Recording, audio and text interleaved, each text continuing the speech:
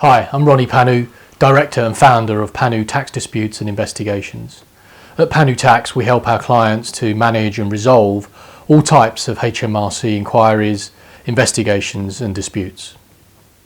So if you receive Code of Practice 9 or the Contractual Disclosure Facility from HMRC, you are in essence being given notice by the taxman that he thinks you may have committed tax evasion or tax fraud. This is the most serious civil investigation HMRC can give, and so it can have serious consequences for you and your business. And so care needs to be taken on the decisions that you make and how you proceed. So as part of the Code of Practice 9 procedure, HMRC initially give you some options, and so there are some decisions that you need to make. If there are tax issues that you're aware of that need to be disclosed to HMRC, then my advice would be to elect to make a full disclosure and to cooperate with HMRC. If you're positive that there aren't any tax issues that you need to tell the taxman about, then you can advise HMRC of this fact, but still elect to cooperate with any subsequent HMRC investigation or any questions that may arise. But before you decide to take this option, take some time to make sure that you fully understand the potential consequences of going down this path. And note that HMRC will have done their homework. They will have information which they believe justifies the decision to issue you with Code of Practice 9 in the first place. If you decide to make a disclosure, then in return, as part of this process, HMRC provides you with an absolute guarantee of immunity from criminal investigation in relation to those issues that you've told them about. And if you decide not to make a disclosure to HMRC, then the likelihood is that you'll face a investigation. Now that may be on a civil or, in extreme cases, on a criminal basis. So what should you do if you get Code of Practice 9 from HMRC? Well, the first thing to do, in my experience, is not to panic. Now it is a serious matter, so it does require your serious consideration. But if you've got an advisor on your side that's experienced in dealing with these matters, then it can be a relatively smooth process.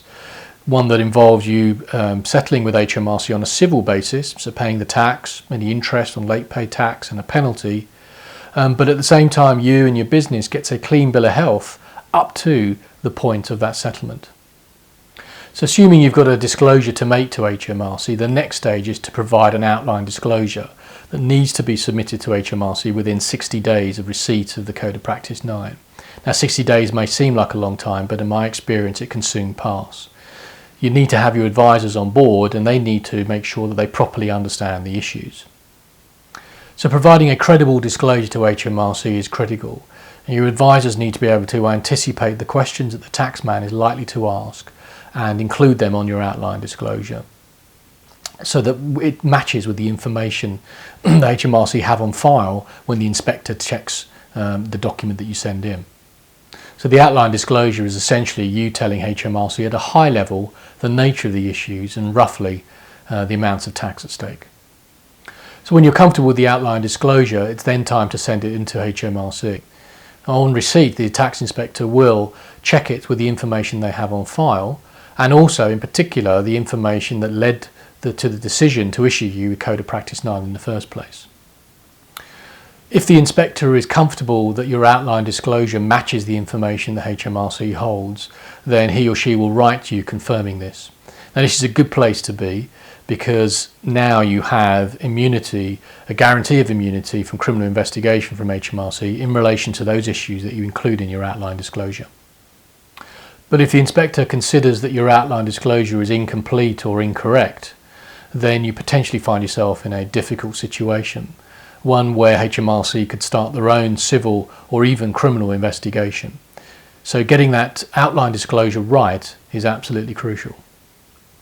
So assuming that the inspector has accepted your outline disclosure, the next stage in this process is for your advisors to meet with the inspector to agree the nature and scope of your disclosure report.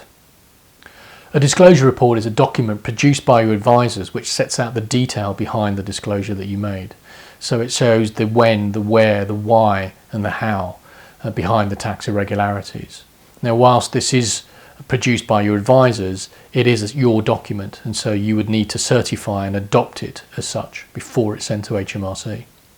So the report needs to set out in detail the issues but it also needs to predict and respond proactively to the likely questions the inspector is going to ask. But then at the same time, it needs to mitigate any of these issues wherever possible. So once the disclosure report is complete and you've certified that it contains your complete and accurate disclosure, it's then sent off to HMRC. Now at this point, the tax inspector will test it, review it, to make sure that it is accurate and they're satisfied that it contains your complete disclosure. If you send in a credible and accurate report to HMRC, then this part of the process shouldn't take too long and you shouldn't get too many questions from the tax inspector. Once the inspector has accepted the report, the next stage is to negotiate the final settlement. So any settlement will include the tax, interest on late paid tax, and also a financial penalty. Now, negotiating effectively with HMRC around the tax and the penalty can be crucial in ensuring that you get the best result. The penalty in particular can be a large part of the amount that you finally pay over to HMRC.